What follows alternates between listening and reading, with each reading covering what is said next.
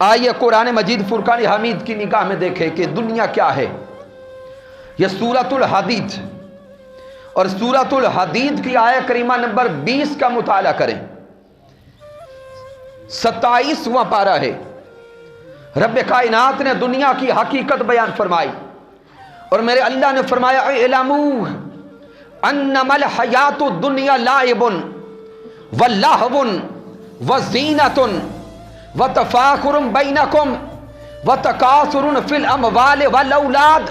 رب کائنات اپنے کلام مجید میں دنیا کی حقیقت کو بیان فرماتے ہوئے ارشاد فرماتا ہے کہ انسانوں جان لو، خبردار، یہ دنیا فقط ایک کھیل اور تماشا ہے۔ اللہ کے قرآن پہ غور کریں، اعلموا انما الحیات الدنیا لعب ولہو، یہ دنیا کی زندگی اور یہ ساری دنیا فقط ایک کھیل، ایک تماشا، وزینۃ اور جھوٹی مصنوعی زیب و زینت کا نام، وتفاخر بینکم تکاثر فی الاموال والاولاد۔ اے انسان غور کر، یہ دنیا فقط فخر کرنے کا نام ہے۔ کوئی کہتا ہے میرے پاس مال زیادہ ہے، کوئی کہتا ہے جائیداد زیادہ ہے، کوئی کہتا ہے میرے پاس عہدہ بڑا ہے، کوئی کہتا ہے میری اولاد بڑی ہے۔ رب کائنات قرآن میں فرما رہا ہے اگر دنیا کی حقیقت کو جاننا چاہتے ہو تو سمجھ لو دنیا فقط ان 5 چیزوں کا نام ہے۔ لعب، دنیا فقط ایک کھیل ہے۔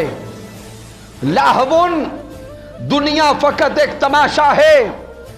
وزینۃ، دنیا فقط ایک جھوٹی اور مصنوعی زیب و زینت کا نام ہے۔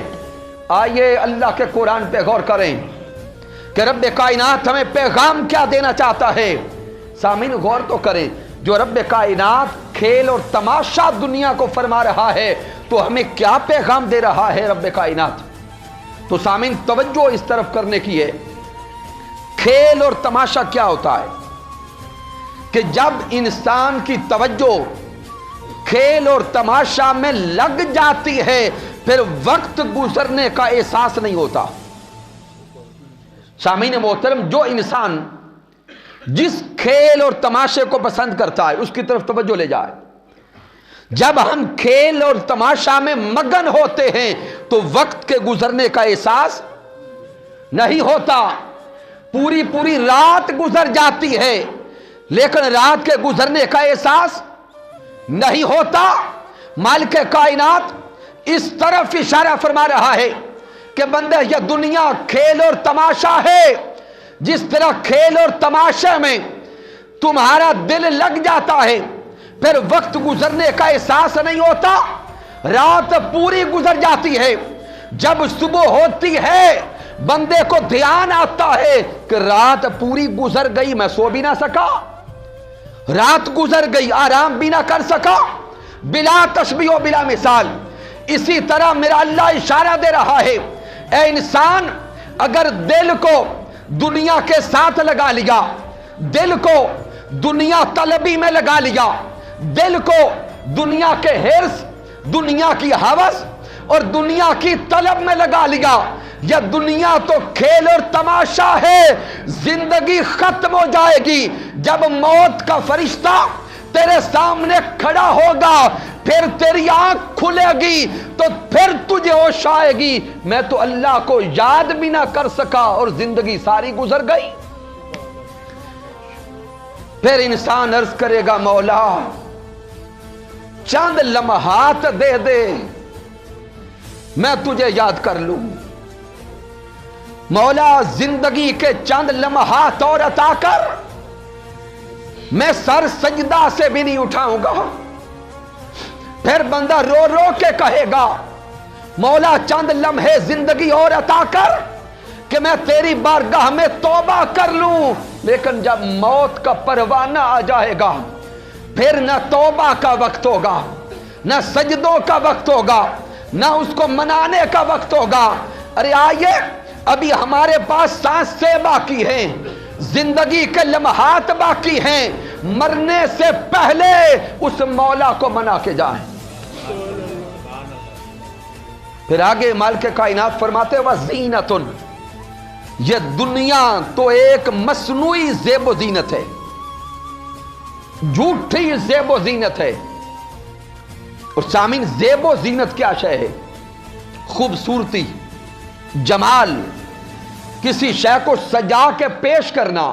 تو مالک کائنات بھی یہ فرماتا ہے کہ یہ دنیا تصنع کا نام، بناوٹ کا نام اور جھوٹی زیب و زینت کا نام ہے۔ اور انسان کے سامنے جب زیب و زینت آتی ہے تو انسان کا دل کھچا کھچا جاتا ہے۔ سامعین، اس کا میں اشارہ دیتا ہوں کہ مثال سے ہم اگر بازار جاتے کپڑا خریدنے تو کپڑا کی دکان میں جب داخل ہوتے ہیں تو وہ کپڑے والا شاپ کیپر، وہ دکاندار، ادھر گاہک اندر داخل ہوتا ہے، وہ دکاندار کیا کرتا ہے؟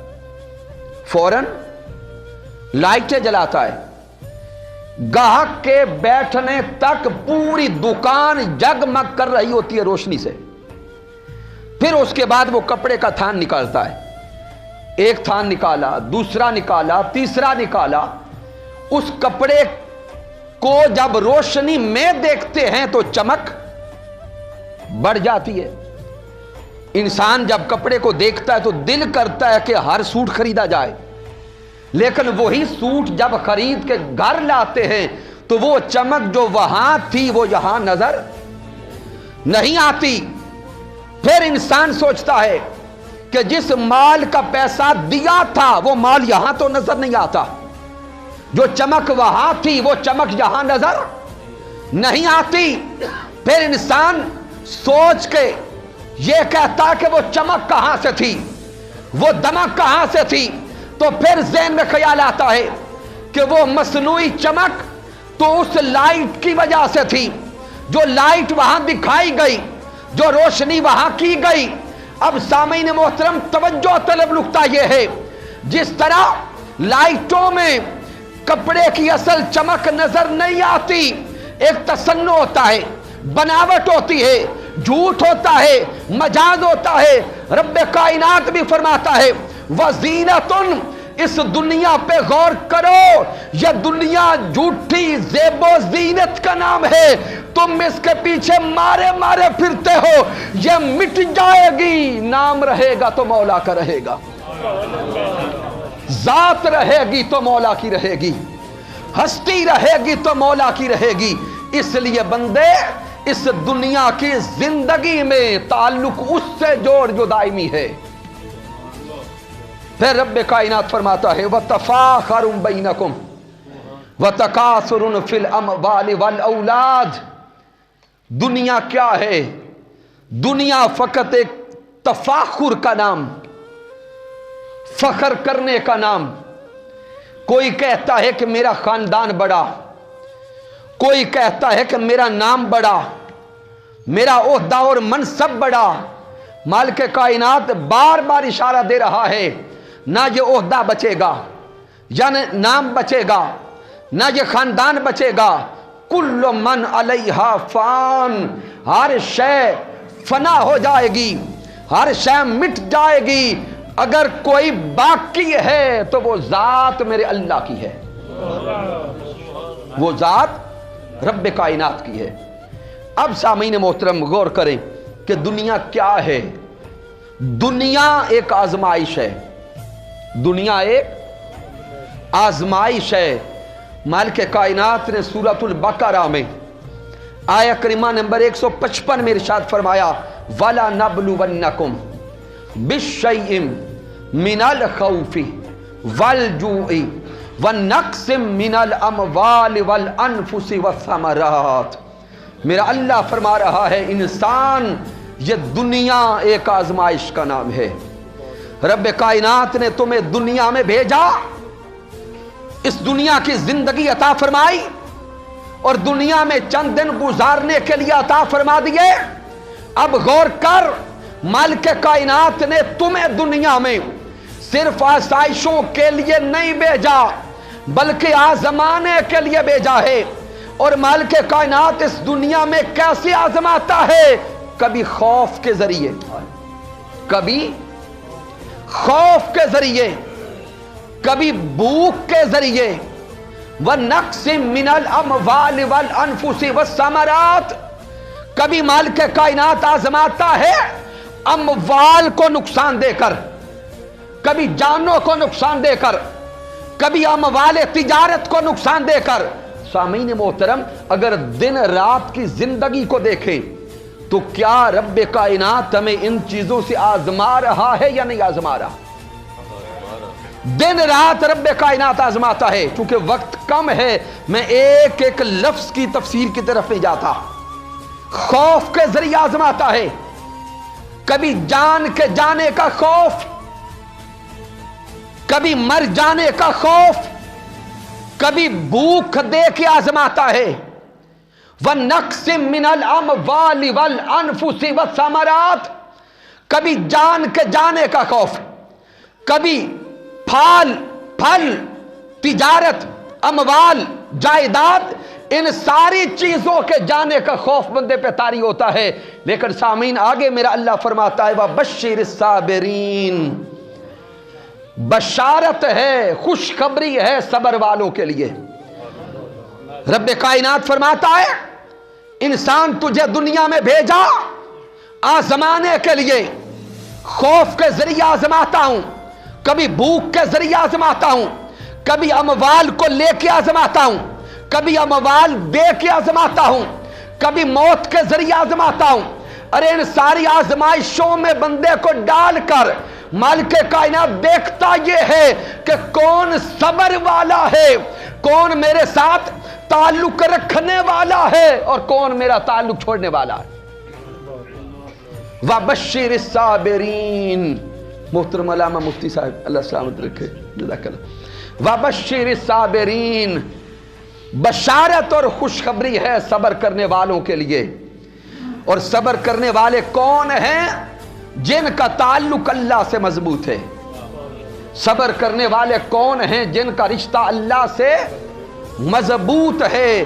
پھر سامعین محترم صبر کے بھی درجات ہیں، وہ ایک الگ موضوع ہے، لیکن جو صابر ہے اس کا تعلق رب کائنات سے بڑا پختہ ہے۔ اور یہ جان لیں اس دنیا کے اندر خوشی کے ساتھ دن اگر گزارنے ہیں تو وہی گزار سکتا ہے جو صابر ہے، جو صبر کرنے والا۔ تو سامعین محترم یہ دنیا ایک آزمائش ہے، اور کیسی آزمائش؟ اس سے آگے اگر غور کریں تو صحیح مسلم کا مطالعہ کریں، آقا علیہ الصلوۃ والسلام کا فرمان اقدس، حضرت ابو ہریرہ رضی اللہ تعالی عنہ سے روایت، مشہور حدیث مبارکہ کے الفاظ، میرے آقا نے فرمایا الدنیا سجن المؤمن وجنت الکافر۔ میرے آقا نے فرمایا کہ یہ دنیا مومن کے لیے قید خانہ ہے، مومن کے لیے قید خانہ ہے، اور کافر کے لیے راحت اور جنت ہے۔ اب یہاں پر توجہ طلب نقطہ یہ ہے کہ یہ دنیا ایمان والوں کے لیے قید خانہ کیسے ہے؟ تو سامعین محترم اس کی جو ظاہری شرح ہے پہلے وہ بیان کرتا ہوں کہ جو مومن ہوتا ہے وہ اس دنیا میں آ کر بھی اپنی توجہ کا مرکز اپنے مولا کو رکھتا ہے۔ مومن اس دنیا میں آ کر بھی اپنے مولا کو راضی کرتا رہتا ہے، اپنے رب کو راضی کرنے کے لیے دن رات کوشاں رہتا ہے، اللہ کو منانے کے لیے، اللہ کو پانے کے لیے، اللہ کی معرفت کے لیے، اللہ کے قرب کے لیے، اور اللہ کے لقاء اور ملاقات کے لیے، اور رب کائنات کے جلوے کی دید کے لیے مومن ساری زندگی کوشاں رہتا ہے اور اپنے مولا کو منانے کے لیے صحیح کرتا رہتا ہے۔ کبھی نمازوں کے ذریعے، کبھی درود و سلام کے ذریعے، کبھی ریاضت و مجاہدہ کے ذریعے، کبھی مراقبہ کے ذریعے۔ اللہ کا بندہ جو مومن حق ہے وہ وصل کی تلاش میں رہتا ہے، اور جو وصل حق کی تلاش میں رہتا ہے وہ اس دنیا میں کبھی چین میں نہیں رہتا، وہ سردی ہو یا گرمی ہو اپنے مولا کی رضا کے لیے بس لگا رہتا ہے۔ اور اس مومن کا حال کیا ہے؟ وہ روح کی پکار سنتا ہے، وہ روح کی آواز سنتا ہے۔ انسان کو اگر دیکھے تو انسان دو چیزوں کا مرکب ہے، جسم اور روح۔ جسم اس دنیا کا نمائندہ ہے، آگ، مٹی، ہوا اور پانی سے بنایا گیا، لہذا جسم اس دنیا کی آرائش میں خوش ہوتا ہے، روح اس مولا کی ملاقات میں خوش ہوتی ہے۔ روح رب کائنات کے قرب میں خوش رہتی ہے۔ روح کا حقیقی مسکن اور روح کا حقیقی گھر تو مالک کائنات کا قرب تھا۔ روح کا اصل ٹھکانہ تو وہ مالا اعلیٰ تھا، جہاں پہ دن رات رب کائنات کی صفات کے جلوے نصیب ہوتے تھے۔ کبھی آواز آتی الستُ بربکم، کیا میں تمہارا رب نہیں ہوں؟ مالک کائنات کی کبھی آواز سنائی دیتی، کبھی صفات کے جلوے، کبھی اس کی محبت کے جلوے، کبھی اس کے قرب کے جلوے، کبھی اس کی معیت کے جلوے، کبھی اس کی صحبت و سنگت کے جلوے۔ روح کا اصل ٹھکانہ تو وہ تھا جہاں اللہ کے قرب سے روح لذتیں پاتی تھی، اس روح کو اس جسم میں قید کر کے رب کائنات نے مقام اسفل میں بھیج دیا، اس دنیا میں بھیج دیا۔ روح اس دنیا میں آ گئی، اب روح اس دنیا میں رہتے ہوئے قید خانے کی زندگی گزار رہی ہے۔ روح قید خانے میں ہے، انسان آزمائش میں ہے۔ روح ہر روز مالک کائنات کے قرب کو طلب کرتی ہے، اور انسان جو بندہ مومن ہے روح کی پکار کو سن کے مصلی پہ جاتا ہے، رب کی بارگاہ میں سجدہ کر کے لذت پاتا ہے۔ اور سامعین محترم، یہاں پہ خاص نکتہ عرض کرنے لگا ہوں، اور اس پر شاہد آپ سارے لوگ ہوں گے۔ ہم جب رات کو سوتے ہیں اور جب رات کا پچھلا پہر آتا ہے، ہر بندے کی آنکھ ایک بار ضرور کھلتی ہے۔ بس آپ تصور میں لائیں گے، ہر انسان چاہے وہ رات 8-9 بجے سو جائے یا رات 12 بجے بستر پہ جائے، جب رات کا پچھلا پہر آتا ہے ایک بار غیر ارادی طور پر بھی آنکھ ضرور کھلتی ہے۔ انسان شاید سوچتا ہے کہ میں نے کروٹ بدلی آنکھ اس لیے کھلی، یا کوئی حاجت تھی آنکھ اس لیے کھلی۔ انسان کی توجہ بس یا کروٹ کی طرف یا کسی حاجت کی طرف جاتی ہے، لیکن حقیقی مقصود کم لوگ جانتے ہیں کہ اس وقت انسان کی آنکھ کیوں کھلتی ہے۔ سامعین محترم، یہ وہ وقت ہے جس کی طرف اشارہ ایک صوفی کامل نے فرمایا تھا کہ پچھلی راتی رحمت رب دی کرے بلند آوازہ، رحمت منگن والے کارن کھلا ہے دروازہ۔ اصل میں یہ رات کا پچھلا پہر یہ وہ وقت ہوتا ہے جب رب کائنات آسمان دنیا پہ آتا ہے، جب مالک کائنات آسمان دنیا پہ آتا ہے۔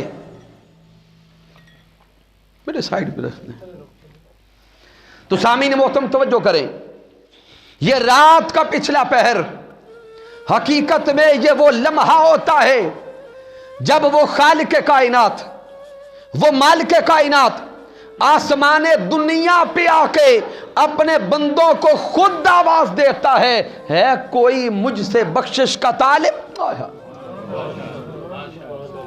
ہے کوئی مجھ سے مغفرت کا طالب، ہے کوئی مجھ سے میری رضا کا طالب، ہے کوئی مجھ سے میرے جلووں کا طالب۔ ادھر جب رب کائنات آسمان دنیا پہ آتا ہے، اپنے بندوں کو پکارتا ہے، ادھر روح بندے کو دستک دیتی ہے مولا کی پکار سن کر، روح بندے کو بیدار کرتی ہے مالک کائنات کی آواز سن کر، روح بندے کو جگانا چاہتی ہے، روح بندے کو اٹھانا چاہتی ہے، روح چاہتی یہ ہے کہ ادھر مولا پکار رہا ہے اور میں اٹھ کر مصلی پہ جا کے سجدہ میں جا کے اپنے مولا کا قرب حاصل کر لوں، اپنے مولا کا قرب حاصل کر لوں۔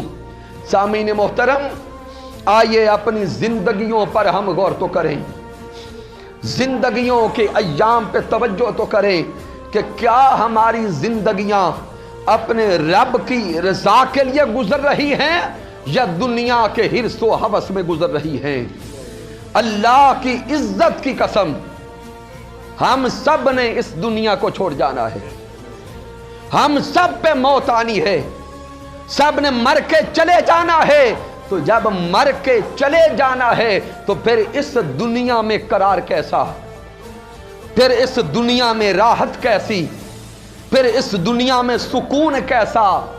دنیا میں رہیں لیکن دنیا کو اس دل میں نہ رکھیں، زندگی گزارنے کے لیے گھر بھی بنائیں لیکن رزق حلال سے، زندگی گزارنے کے لیے رزق حلال سے جو کچھ نصیب ہوتا ہے وہ لیں، لیکن اس رزق کے ساتھ دل اتنا نہ جوڑیں کہ دن رات اسی کے لیے مرتے رہیں اور مولا بھول جائے۔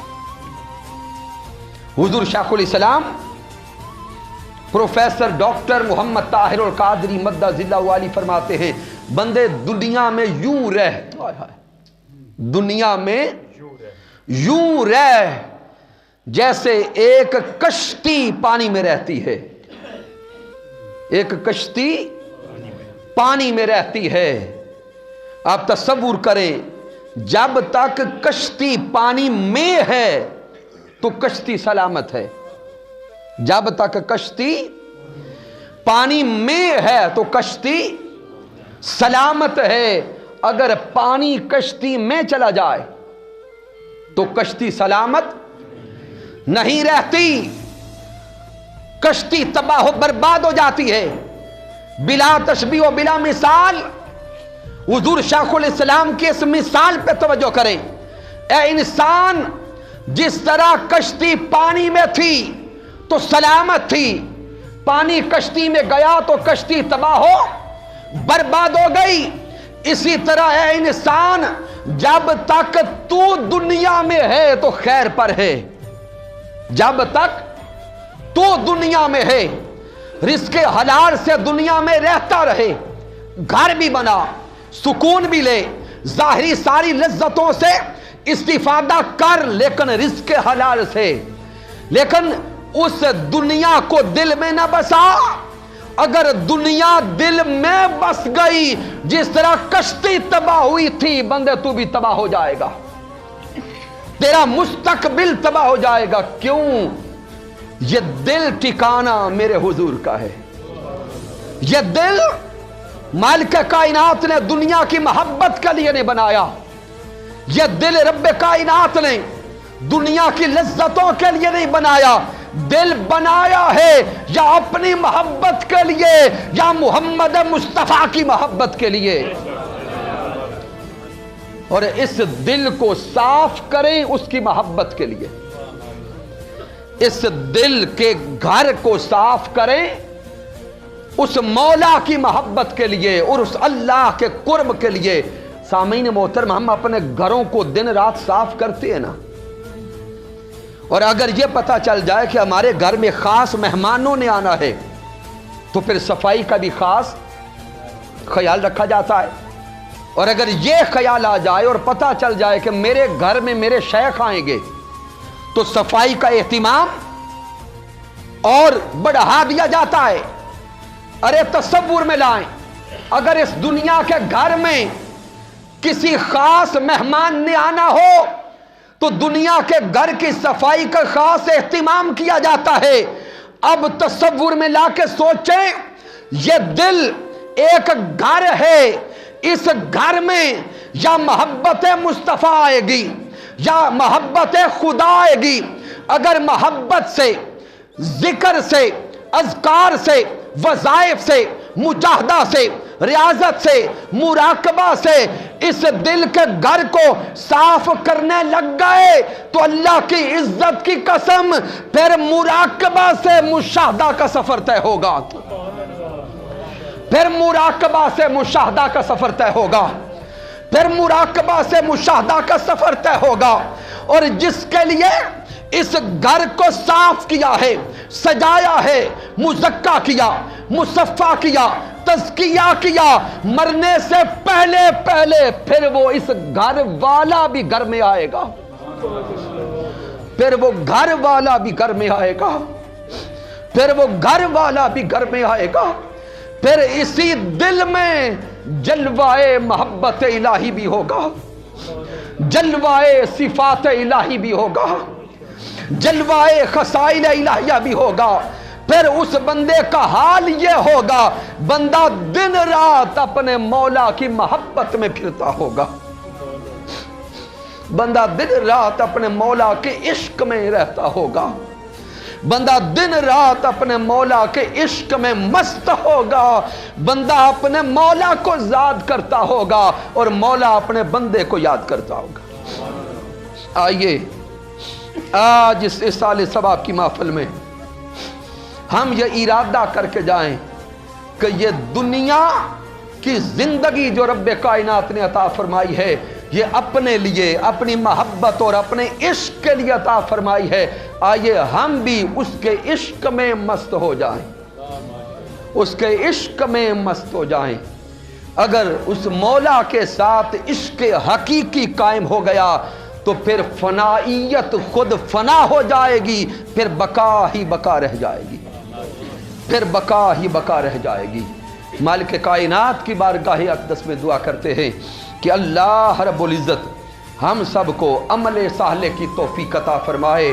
اور سامعین محترم، اس مادیت کے دور میں اور اس فتنہ و فساد کے دور میں اور اس لڑائی اور جھگڑے کے دور میں حضور شیخ الاسلام ڈاکٹر محمد طاہر القادری کا پیغام یہی ہے۔ اسی لیے تو اعظم گوندل صاحب بھی حضور شیخ الاسلام کی رفاقت میں آئے، ہزاروں نہیں، لاکھوں نہیں، کروڑوں لوگ حضور شیخ الاسلام کی رفاقت میں اسی لیے آئے ہیں کہ شیخ الاسلام ڈاکٹر محمد طاہر القادری محبت مصطفیٰ کا بھی پیغام دیتے ہیں، محبت خدا کا بھی پیغام دیتے ہیں، عشق الہی کا بھی پیغام دیتے ہیں۔ آئیے اس دنیا میں یا محبت مصطفیٰ والے بن جائیں اور عشق خدا والے بن جائیں۔ کی محمد سے وفات نے تو ہم تیرے ہیں، یہ جہاں چیز ہے کیا، لوح و قلم تیرے ہیں۔ میں نے جو کچھ بیان کیا اگر اس میں کوئی کمی ہے، کوئی کجی ہے، کوئی غلطی ہے تو وہ مجھ ناچیز کی طرف سے ہے، رب کائنات معاف فرما دے۔ اگر اس میں کوئی اچھائی اور کمال ہے تو اللہ کی عزت کی قسم اس میں میرا کوئی کمال نہیں، یہ مالک کائنات کا کرم ہے، آقا علیہ الصلوۃ والسلام کی رحمت ہے، اور میرے قائد، میرے مربی، میرے استاذ حضور شیخ الاسلام ڈاکٹر محمد طاہر القادری مدد ذلہ والی کی صحبت کا فیضان ہے۔ وما علینا الا البلاغ المبین۔